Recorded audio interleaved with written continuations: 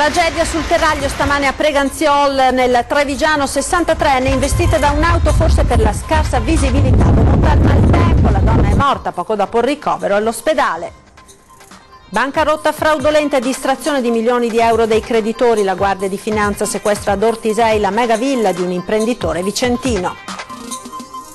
Bufera sul Movimento 5 Stelle in Veneto per una direttiva impartita dal responsabile comunicazione ai candidati alle politiche. Trovare notizie compromettenti sugli avversari in lista. No comment dai vertici pentastellati.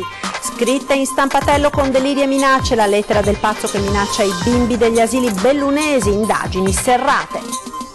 Finto funzionario del Ministero dell'Istruzione truffa il sacerdote alla guida di una scuola materna padovana. 4.000 euro spariti come restituzione di un prestito mai avvenuto.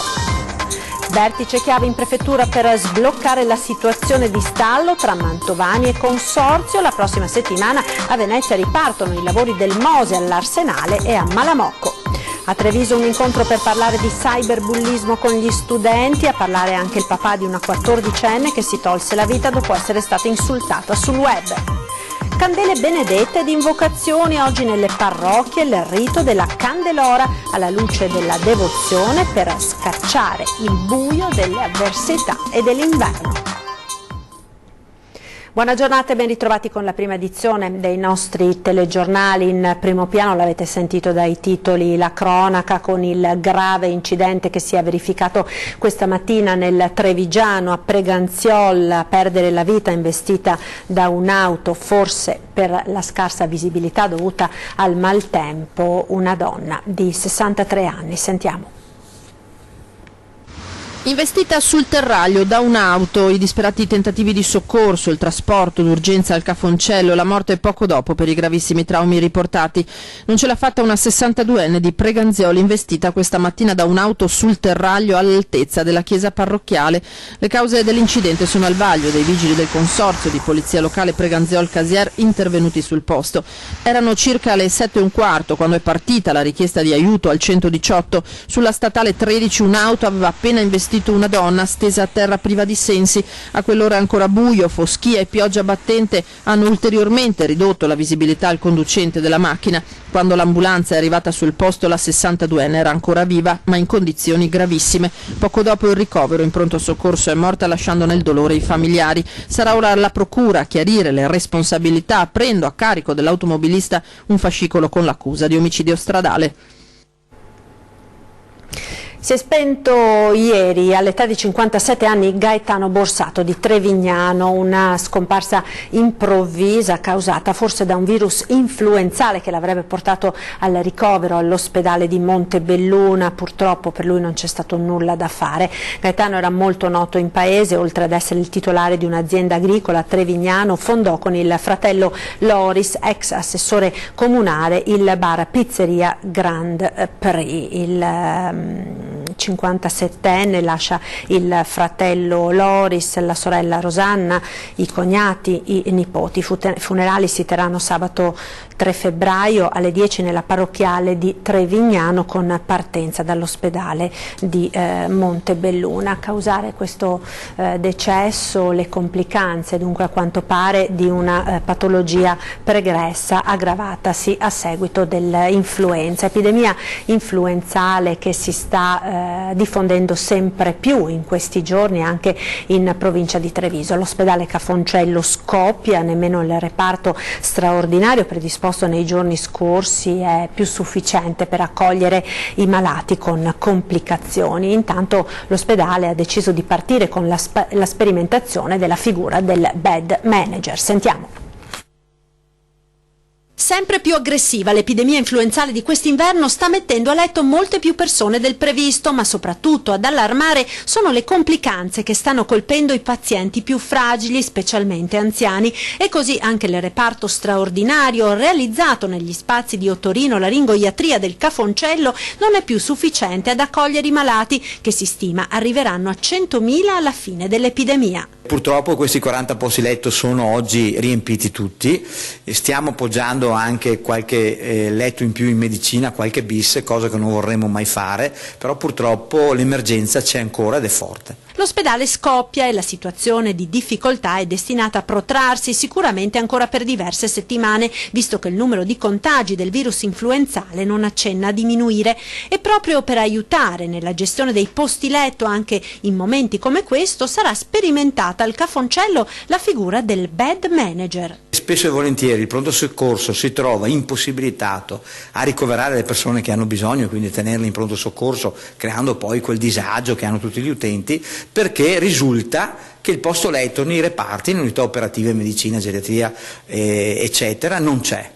Verificando nel tempo ci siamo resi conto che invece magari il posto c'è, si ritardano solo i preparativi per liberare il posto. Ecco dunque che entra in funzione il bed manager, un infermiere con caratteristiche organizzative che avrà l'incarico, e qui forse al bed letto ben si abbina il bed cattivo, di sollecitare i colleghi a liberare velocemente il posto. L'obiettivo è quello di riuscire ad anticipare le dimissioni dei pazienti al mattino anziché al pomeriggio, cosa che già da sola permetterebbe di dare maggior respiro ai reparti. Io credo che andiamo a recuperare nell'arco complessivo una trentina o quarantina di posti letto. Ancora cronaca, andiamo nel Vicentino, fiamme gialle in azione, sequestrata la lussuosa villa in Val Gardena di un noto imprenditore orafo vicentino, l'operazione a seguito di un'indagine per bancarotta, sentiamo i dettagli. Vicenza, 3 piani, 20 vani, una zona wellness, piscine interne e ascensore, mobili di pregio, terrazza di 45 metri quadri con vista sulle montagne della Val Gardena, ampio giardino per un valore di quasi 12 milioni di euro. Non è un annuncio immobiliare, anche se la proprietà era comunque stata messa in vendita. A metterci le mani prima che l'operazione andasse in porto sono stati gli uomini della Guardia di Finanza di Vicenza, che hanno sequestrato in via preventiva ai fini della confisca l'immobile di proprietà di un 51enne vicentino, amministratore di un noto banco di metalli e della stessa controllante. La Guardia di Finanza, dopo una complessa analisi contabile, ha ricostruito le operazioni fraudolente compiute dal 51enne, che hanno portato alla distrazione di svariati milioni di euro dalle casse del banco metalli attraverso appunto la controllante. L'accusa nei confronti dell'amministratore di bancarotta fraudolenta. Le fiamme gialle hanno verificato che l'acquisto del terreno, l'edificazione della villa, nonché gli arredi al suo interno erano frutto del profitto derivante dalle condotte illegali dell'amministratore. Ed ora la politica, direttiva del responsabile della comunicazione in Veneto del Movimento 5 Stelle ai candidati. Cercate nefandezze sui vostri avversari. Sentiamo. La macchina del fango contro gli avversari politici che devono essere ritratti nella luce più negativa possibile. Movimento 5 Stelle Veneto nella bufera dopo la pubblicazione su un quotidiano locale del messaggio inviato da Ferdinando Garavello, responsabile della comunicazione in Veneto del movimento guidato da Luigi Di Maio, ai 56 candidati pentastellati alla Camera e al Senato. Faremo molta comunicazione negativa sui partiti e sui candidati, si legge nella direttiva. Quindi ognuno di voi va a cercarsi i diretti concorrenti e tira fuori tutto il peggio che si può tirar fuori, nefandezze, foto imbarazzanti, dichiarazioni e tutto quello che può servire a fare campagna negativa su di loro. Insomma, un invito a spalare quanto di peggio si possa ai diretti avversari nei collegi, che viene proprio dal movimento che si era schierato contro quelli che venivano chiamati i professionisti del fango. Operazione trasparenza, ha detto il responsabile della comunicazione pentastellata, ma al momento i vertici veneti del movimento non si espongono, bollando con un rigido no comment l'intera vicenda. Io mi prendo tutti i meriti ma anche le responsabilità, ovviamente in Veneto come in Piemonte, Liguria, Puglia. Ho ascoltato le richieste del territorio, lo ha detto il leader della Lega Matteo Salvini, parlando del caso degli Zaia Boys esclusi dalle liste elettorali in Veneto. Su che cosa abbia modificato Salvini dice qualcosa, ma rimane per me. Avevo chiesto un buon numero di amministratori locali e questo mi soddisfa pienamente, anche perché in Veneto sono quasi tutti con esperienza amministrativa comunale. È chiaro che quando fai una lista c'è qualcuno che rimane fuori e ci resta male, ma se vinciamo ci saranno le opportunità di valorizzare tante persone, c'è comunque ancora malumore in casa della Lega, in particolare nella Marca trevigiana, roccaforte del Carroccio Veneto, e i ribelli sono stati convocati dal segretario provinciale a Treviso. Basta sfoghi, ha detto, ora bisogna pensare alla campagna elettorale, anche però se per molti esclusi la resa dei conti pare essere stata soltanto rinviata. Sentiamo.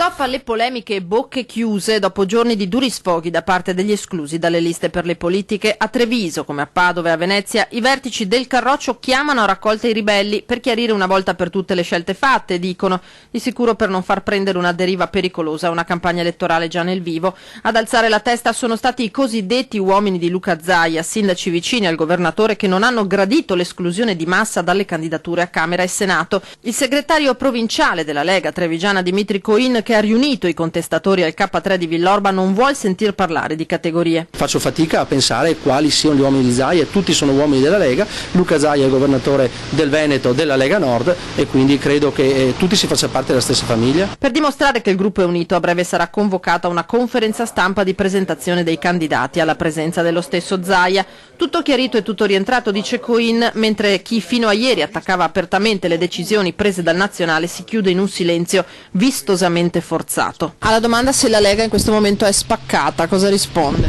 Assolutamente no, è normale che in questi momenti, quando si fanno delle scelte, ci sia chi magari ci è rimasto male e come affermo, le liste della Lega sono di assoluta qualità, come di assoluta qualità erano anche alcune delle persone che sono rimaste fuori. Più d'uno lascia intendere che dopo il 4 marzo ci sarà l'inevitabile resa dei conti. Ma non so cosa intendono per resa dei conti, io credo che i cittadini stiano aspettando da 5 anni di poter andare a votare, la Lega ha messo in campo una squadra di assoluta qualità e ricordiamoci sempre che la politica è servizio dei cittadini e non avanzamenti personali di carriera. Ed ancora con la politica, perché ieri sera ospite a 20:10 c'era Stefano Serena, presidente del Mestre Calcio e candidato con Fratelli d'Italia. Sentiamo. Ognuno di noi credo abbia una responsabilità civile e morale e quindi mi piacerebbe molto mettermi in discussione anche da questo punto di vista. Mi dice una cosa del programma di Giorgia Meloni che l'ha colpita in questi anni o comunque quello che è stato steso adesso insieme al centrodestra? Ma di Giorgia Meloni mi colpisce innanzitutto la persona, cioè la franchezza e la schiettezza, non è una persona che scende a compromessi, diciamo che mi ci vedo abbastanza in lei dal punto di vista caratteriale. Io l'unica cosa che posso dire, al di là dei temi o al di là degli slogan, che francamente lascio volentieri agli altri, ciò che ha bisogno il nostro paese, a mio avviso, è la concretezza. Questa è l'unica cosa che mi sento veramente di portare e eventualmente dovessi essere eletto giù a Roma. Secondo lei c'è, guardando anche all'attualità, ascoltando quello che si dice, cioè, soprattutto nel vostro indirizzo si racconta di un programma irrealizzabile, no? Con tutti quei soldi, 270 miliardi, tutto non si potrà fare o non si potrebbe fare. Ma se si pensa di non riuscire a far nulla, nulla si potrà fare. Poi, per carità, tutto può essere, secondo me, modificabile nel tempo laddove ti accorgi che le cose non sono realizzabili, però l'importante è prendere una strada e cercare di portarla a termine, insomma. Ed ancora cronaca con la svolta nelle indagini sull'aggressione di Fra Germano a Isola Vicentina. I carabinieri di Schio hanno denunciato un 43enne marocchino regolare in Italia con l'accusa di concorso in rapina. Lo scorso novembre l'uomo, insieme ad un complice ancora in fase di identificazione, aveva aggredito e rapinato Fra Germano Contardo, 90 anni, frate del convento di Santa Maria del Cengio a Isola Vicentina, impossessandosi di una busta contenente un centinaio di euro. Le indagini intraprese dai carabinieri hanno confrontato le varie testimonianze delle persone che giornalmente si recano al convento con specifiche attività tecniche e l'attivazione di mirati servizi di osservazione, controllo e pedinamento. È stata così identificata una donna marocchina legata sentimentalmente al 43enne. In seguito ad ulteriori accertamenti è emerso che l'uomo, allarmatosi per il clamore mediatico che la rapina all'anziano frate aveva provocato, indagato aveva prima trovato rifugio presso alcuni connazionali a Padova ed in seguito era poi espatriato in Francia con l'appoggio di alcuni conoscenti. Sono in atto ulteriori accertamenti da parte dei carabinieri per localizzare con precisione l'indagato. Ed ora andiamo nel Bellunese perché proseguono a ritmo serrato le indagini sul folle che sta seminando il panico, minacciando di colpire i bambini con dolci o giochi farciti di spille, puntine, chiode. Sentiamo. Ecco il sacchetto di caramelle infarcito di spilli lasciato nel giardino dell'asilo di Cerniai, frazione di Santa Giustina, nel Bellunese, ed ecco la lettera inquietante di minacce scritta in uno stampatello vistosamente alterato dal mitomane che si firma Erostrato come un criminale dell'antichità. In questa immagine ecco l'ultima puntata di una serie di atti, dagli incendi agli imbrattamenti di chiese e cimiteri ad altre lettere di minacce messe in atto dal misterioso personaggio che si nasconde dietro al nome di un criminale pastore dell'antica Grecia. Nel fascicolo a suo carico, aperto l'anno scorso dalla Procura di Belluno, si aggiunge ora il reato di estorsione aggravata perché nella lettera trovata nel giardino dell'asilo si legge una richiesta già sentita, una statua in suo onore. «Datemi quello che voglio», conclude nella missiva, «e me ne andrò via». Ed ora le indagini si fanno sempre più serrate perché, al di là della bizzarria della richiesta, questa volta preoccupa l'intento dichiarato di voler colpire i bambini. «Mi concentrerò sui bambini», scrive, «con bibite, dolciumi conditi con spilli, sapone, chiodi, puntine, Barbie e pupazzi con lamette. Io non mi sento braccato», continua il folle, «voi dovete avere paura per i vostri figli, nei cortili di scuole, parchi, perfino case». Un biglietto accompagnato dal sacchetto di caramelle gommose con gli spilli. Ce n'è per avvisare i genitori, a tenere gli occhi aperti e soprattutto dare un'accelerata alle indagini per fermare quanto prima questo pazzo sedicente Erostrato. Nel Padovano ora, dove un sedicente funzionario del Ministero ha truffato una scuola dell'infanzia, spariti 4.000 euro. Prima era successo ad un gruppo di suore di un convento francescano, ora la vittima è un parroco di una scuola materna di Ponte San Nicolò che ha subito una truffa. Il sacerdote ha versato ben 4.000 euro sul conto corrente di un 64enne torinese che ora è stato denunciato per truffa. È accaduto alla scuola dell'infanzia Santi Angeli Custodi di Ponte San Nicolò. Il piemontese, spacciandosi per un funzionario del Ministero dell'Istruzione e dell'Università, ha chiesto la restituzione di 4.000 euro, soldi che a detta del truffatore erano stati precedentemente versati quali eccesso di fantomatici contributi per la scuola paritaria. Il collaboratore del sacerdote, tutt'altro che insospettito dall'insolita richiesta, ha quindi provveduto a restituire la somma tramite un accredito su una carta prepagata. Peccato che il torinese avesse fornito le credenziali di una PostePay. L'amministrazione della struttura, accortasi del raggiro, ha quindi provveduto alla denuncia presso i carabinieri di Ponte San Nicolò. Ed ora ci fermiamo per qualche istante di pubblicità, subito dopo la seconda parte del nostro telegiornale. Restate con noi.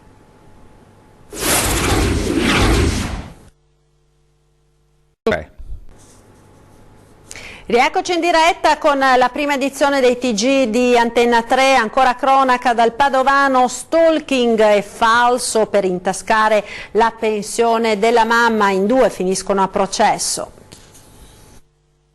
Pronti a tutto pur di mettere le mani sulla pensione di una donna malata di demenza senile. Sono stati rinviati a giudizio con l'accusa di stalking e falso un padovano, figlio dell'anziana e la sua fidanzata di origine moldave. I 2 avrebbero rivolto costanti pressioni all'amministratore di sostegno dell'anziana madre per convincerlo a versare sul loro conto la pensione. Tutta la famiglia, incluso l'amministratore di sostegno, però si opponevano a quel versamento, ritenendo che quei soldi dovessero rimanere nelle disponibilità dell'anziana. Ma la coppia di 70 e 63 anni però ha continuato nel suo intento, tanto da architettare un piano complesso, presentare all'amministratore di sostegno una lettera del tribunale che lo sollevava dal suo incarico. Quella lettera però era falsa e il tutore dell'anziana se n'è accorto. È scattata quindi la denuncia e infine l'indagine è affidata ai carabinieri. I 2 ora compariranno davanti al giudice per l'avvio del processo il prossimo 21 maggio. È finita in cella la notte brava di un militare in servizio alla caserma Ederle di Vicenza. L'uomo, in stato di evidente alterazione psicofisica, ha malmenato 2 agenti di polizia che cercavano di calmarlo. Vicenza, notte brava che finisce in cella per un 20enne militare americano di stanza alla caserma Ederle in città. Il giovane, dopo aver trascorso la serata a fare bisboccia al Boys, locale di lap dance in viale dell'Oreficeria, alle 2 di notte è stato accompagnato fuori dagli addetti alla sicurezza che al contempo avevano chiamato la polizia. Alla vista degli agenti il militare è andato in escandescenze, tanto che nemmeno lo spray urticante è riuscito a fermarlo. Il 20enne, in evidente stato di alterazione psicofisica, ha sferrato un pugno al volto di uno dei 2 agenti, accanendosi poi anche sull'altro e insultandoli. Per i 2 agenti la prognosi è di 12 e 8 giorni. Il militare è stato arrestato per oltraggio, lesioni, violenza e resistenza pubblico ufficiale. Processato per direttissima, è stato condannato ad 1 anno di reclusione con sospensione condizionale della pena. A Venezia ora per parlare del Mose, vertice chiave in prefettura per sbloccare la situazione di stallo tra Mantovani e Consorzio. La prossima settimana ripartono intanto i lavori del Mose all'Arsenale e alla bocca di porto di Malamocco. Ci aggiorna in diretta telefonica da Venezia Ilaria Marchiori. Buongiorno Ilaria. Buongiorno da Venezia. È stato consolidato ieri l'accordo tra il Consorzio Venezia Nuova e la Mantovani per la realizzazione del Mose, un percorso costruttivo di collaborazione, così è stato proprio definito, quello delineato a Ca' Corner nel corso di questo incontro in cui era presente il prefetto, il provveditorato alle opere pubbliche, i commissari del Consorzio e i vertici dell'azienda padovana. Durante l'incontro le parti hanno confermato il percorso documentato nella riunione del 18 gennaio scorso, impegnandosi ad aggiungere entro il 7 febbraio un protocollo operativo e un verbale di consegna lavori relativi alle attività che devono essere immediatamente riprese, dunque tra pochissimi giorni. Spalle nord e sud di Malamocco, montaggio degli elementi maschio, la spalla sud di Chioggia, l'adeguamento dell'edificio 74, le opere in galleria per la posa delle paratoie. Il Consorzio ha fatto presente inoltre di avere urgente necessità di utilizzare le aree già ultimate a proprio rischio per il completamento delle opere complementari secondo quanto programmato. Al momento della stipula al protocollo operativo sarà disposto il pagamento dello 0,5% delle trattenute per la fideiussione, oltre alle anticipazioni sui 4 atti di impegno. Gli impegni assunti riguarderanno comunque la ripresa immediata dei lavori sul percorso critico delle opere del sistema Mose e l'inizio di nuovi lavori all'Arsenale. Da Venezia è tutto, restituisco la linea allo studio. A Treviso un incontro per parlare del cyberbullismo e di quanto male possa fare ai ragazzi un click, un video, un messaggio in rete. L'ha organizzato la Fondazione Zanetti Onlus. A parlare davanti a 300 studenti Paolo Picchio, papà di Carolina, la 14enne che si è tolta la vita dopo essere stata filmata ed insultata sul web. Le parole fanno più male delle botte, ha scritto la ragazzina. Prima di togliersi la vita. Sentiamo. Questi strumenti diventano alcune volte delle armi di distruzione. Non vola una mosca nell'auditorium della provincia di Treviso mentre davanti a centinaia di studenti parla Paolo Picchio, padre di Carolina, la 14enne di Novara che 5 anni fa si è tolta la vita gettandosi dalla finestra della sua cameretta. È la prima vittima accertata in Italia del cyberbullismo, Carolina, una ragazzina che non ha retto alla valanga di insulti piovutigli addosso sul web dopo la pubblicazione di un video. Era andata ad una festa, Carolina. Dei conoscenti l'avevano fatta bere fino a stordirla completamente. Quando era a terra, incosciente, qualcuno mimò anche degli atti sessuali. Quei momenti, ripresi con un cellulare, sono stati buttati in rete scatenando il tantam di insulti. Carolina non ce l'ha fatta a sopportare, ma prima di farla finita ha scritto un messaggio ai bulli. Parole che pesano come macigni e che il padre ha deciso di portare in giro per l'Italia perché quanto successo a sua figlia non accada più. Carolina ha avuto la forza di dirlo e di dire ragazzi rispettatevi di più, non capite che le parole fanno più male delle botte.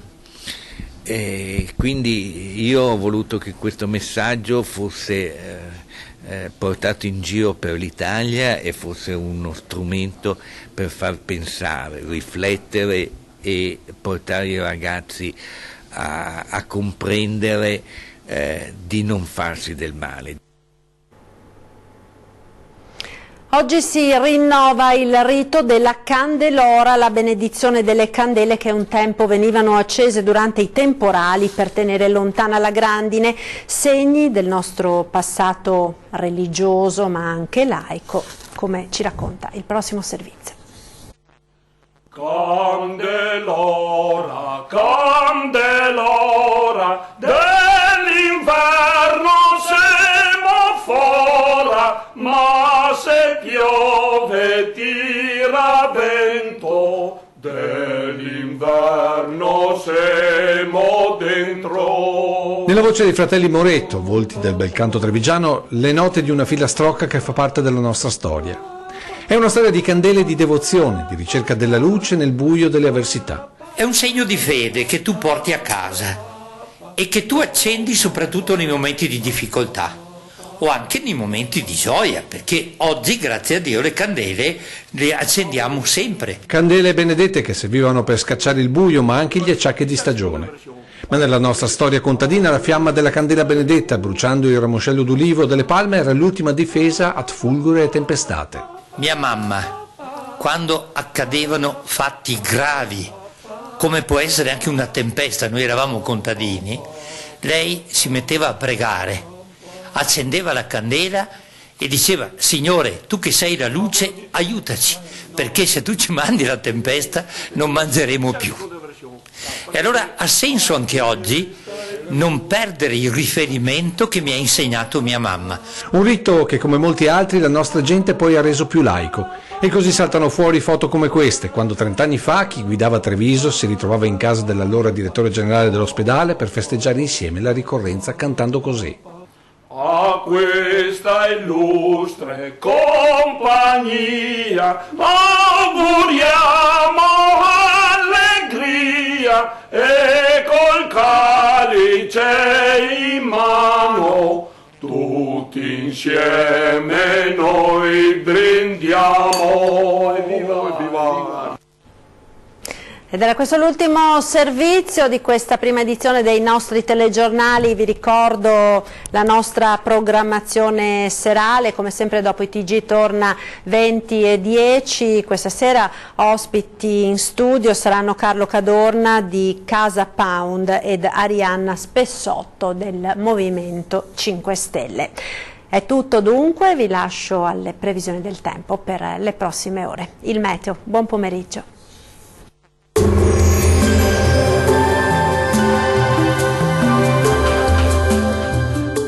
Termoidraulica Susin. Se compri una caldaia, in omaggio il condizionatore. Termoidraulica Susin a zero branco. Prosegue un tempo piuttosto instabile sul Triveneto, sarà infatti una giornata caratterizzata dalla pioggia. Vediamo il dettaglio di venerdì 2 febbraio. Sul Veneto condizioni di maltempo, la perturbazione atlantica continua a portare piogge diffuse localmente anche a carattere temporalesco. Lieve miglioramento entro la nottata, salvo ancora per qualche fenomeno sulle aree costiere. Temperature massime tra 6 e 10 gradi, minime tra 3 e 7 gradi circa. Spostiamoci ora a vedere che tempo farà sul Friuli Venezia Giulia. Anche qui prosegue il maltempo con precipitazioni diffuse un po' ovunque, sin dal mattino e per tutto l'arco della giornata, con fenomeni anche di moderata intensità. Le temperature massime saranno comprese tra 8 e 11 gradi, minime tra 3 e 6 gradi circa. Andiamo ora a vedere che tempo farà sul Trentino Alto Adige. Anche qui prosegue l'instabilità, ancora con qualche pioggia sui settori centro-meridionali del Trentino e con locali nevicate sul resto della regione. Generale miglioramento entro sera-notte. Vediamo le temperature, le massime si attesteranno sui 9 gradi, minime sui 4 gradi circa. Il mare sarà generalmente mosso, i venti moderati meridionali. Dal meteo di Antenna 3 per ora è tutto, arrivederci.